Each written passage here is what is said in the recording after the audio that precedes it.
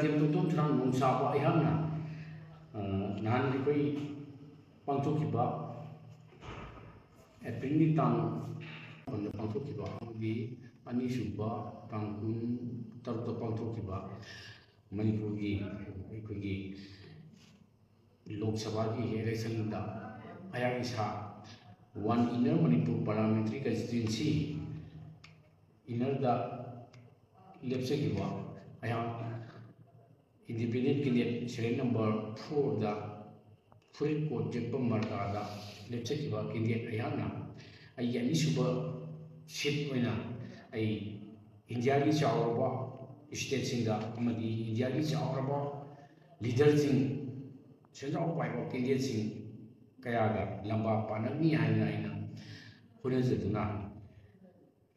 हौजी India की prime minister ओइबा नरेंद्र मोदी मचागा इलेक्शन कंटेस्ट तौनबीदम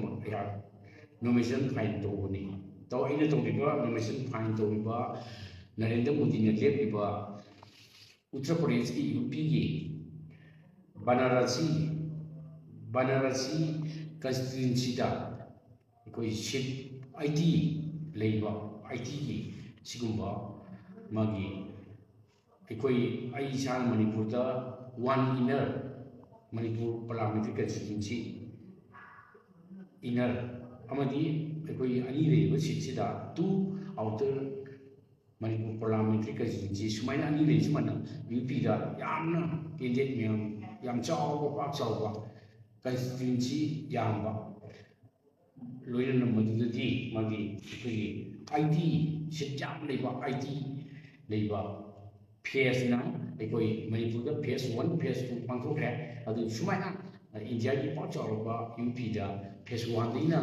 7 लास्ट स्टेज लातुबा जून की तंग अमदा पांथोखबा सीट असिगिदम नोमिनेशन फाइन तौदुना अखोई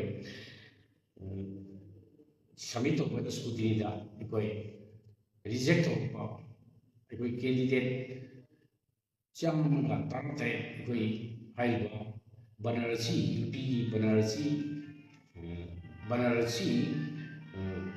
कंस्टिट्यूंसी कोई कैंडिडेट चाम तरह से कोई कंटेस्ट तौनबीदम कोई नोमिनेशन फाइन तौबनी मदुदा ए सामथि यावबनी यावजबा अखोई सिदगी फ्लाइट टिकेट कटुना दुमाइना याम वाना होनजबा अदुगुबा यामना लाइबथिबा यामना नुंगाइहौजबा अइगी थौदोक मियामदा पौदुमजबनी ngasi अखोई नान स्कूटनी स्कूटनी मे की तंग 13 से स्कूटनी पांथोखबनी लाखोबा जून की तंग पांथोखबा इलेक्शन से फेस 7 सुबा 8 सुबा फेस ने इंडिया की अरोइबा इलेक्शन ने इंडिया की प्राइम मिनिस्टर नरेंद्र मोदी का कंटेस्ट तौनबीदम अइना थमजबा अइ सगसबा आशा लाइबथिबदगी अखोई नसागी इलेक्ट्रॉनिक वोटिंग मशीन दा कैंडिडेट मैम चंदबा अदुदा अहालपुगी जेंबा मतमदा अदगी पोलिटिकल पार्टी की स्टैंड जेंबा अइदी इंडिपेंडेंट कैंडिडेट अमोइना अइ सबमिट तौबनी सुमान अखोई कैंडिडेट मैम इंडिपेंडेंट मैम यावी अखोई मोइना लौसनगिबा एक्सेप्ट तौबा स्कूटनी दा यार कैंडिडेट जी 9 अखोई नोमिनेशन फाइन तौबा चामगा तरातै अखोई आई श्री गुरांथेम तोमजरम नुसाबा आई सामकी अदुगुबा नोमिनेशन फाइन पेपर यावरगा चामगा तरातै सिदा अखोई रिजेक्ट तौए अदु अखोई जी केस तौदुना अखोई यान होनली मसिजु लाइफ फरगदी मसि अखोई चांस फंगबि याइना सतौए अदुना हौजी अइना बोलेबिबसी लोक सभा की असिगुंबा इंडिया की पार्लियामेंट इलेक्शन सिदा मणिपुर दा अमा इनर द लेबिसिगा हौजी यूपी की उत्तर प्रदेश की बनारसी कंस्टिट्यूंसी दा अइना लेप्चैबसिदा नोमिनेशन फाइन हौजी अइबु रिजेक्ट तौइबसी अखोई कैंडिडेट मिनबा अखोई मौद्रागा मापन से मौद्रा चामग कहीं अखोई पुन्ना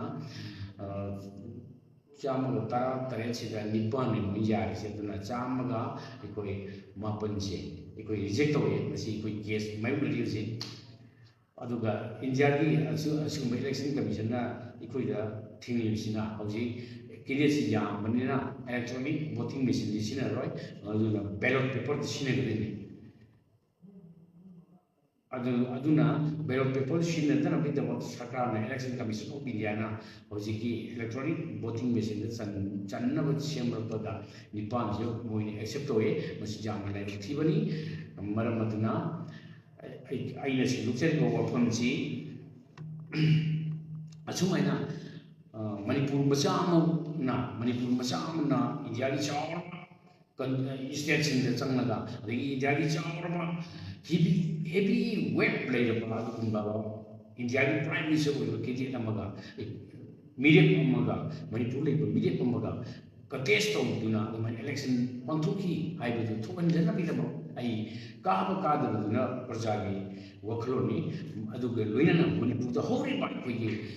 काउंटी इरांगसिदा इंडिया पुंबा खंगना बिदम आई कैंपेन से चंगसन मंगमना बिदम आई केंद्रीय कोइनबा आई याम कन होनबने अदु लेबथि मसिदम मियाम पुना ना आई के सोइबसिबो ngapi बिदम पुरमजरी लोइनना आई केसिदा एकोइ केंद्रीय मियामना तौरिबा केसिदा माइ पाकन ngमलगदि मियाम नसु मतिंग पांबिना बिदम आई खुरमजरी थैंक यू